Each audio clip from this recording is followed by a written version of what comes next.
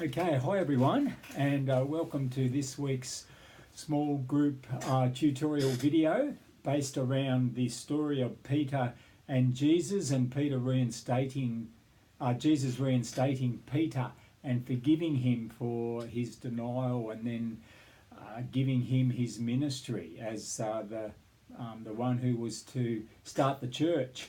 And so we have this situation on the Sea of Galilee, on the shore there, when Peter was just racked with guilt and shame about what he'd done, and Jesus coming to Peter and reaching out to him and saying, "It's okay, Peter, I accept your failure and I offer you forgiveness, I offer you reinstatement, I offer you a ministry."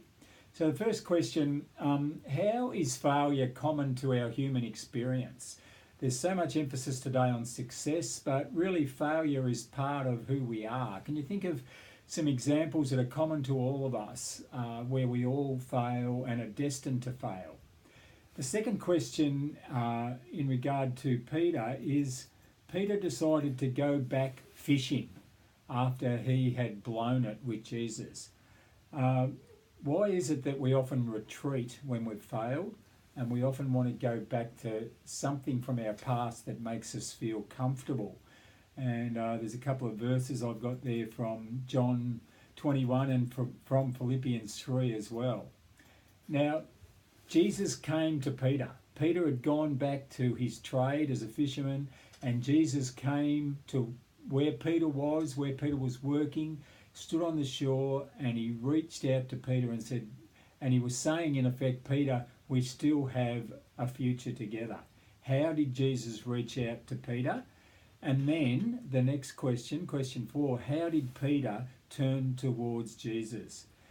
Peter in his shame would have been tempted to turn away from Jesus, but Peter turned towards Jesus. How did he do that? And why is that so important? Why did Jesus ask Peter if he loved him? And he asked him 3 times, and it must have been excruciating for Peter to have to go through this conversation. Why are difficult conversations so important in order to reconcile broken relationships? Why can't we just walk away from conflict and pretend it didn't happen? And I've got some verses there for you to look at. And then lastly, and this is the really encouraging part for all of us who know that we have failed and do fail, how did Peter's future change after this encounter with Jesus? He went from someone with no future to someone with a great future. How did that happen, and how can that happen for us? This is a great story, a story that relates to every one of us if we're prepared to be honest with ourselves. So I hope that you have a great study, and I hope that you learn a lot about failure and about forgiveness. Thank you.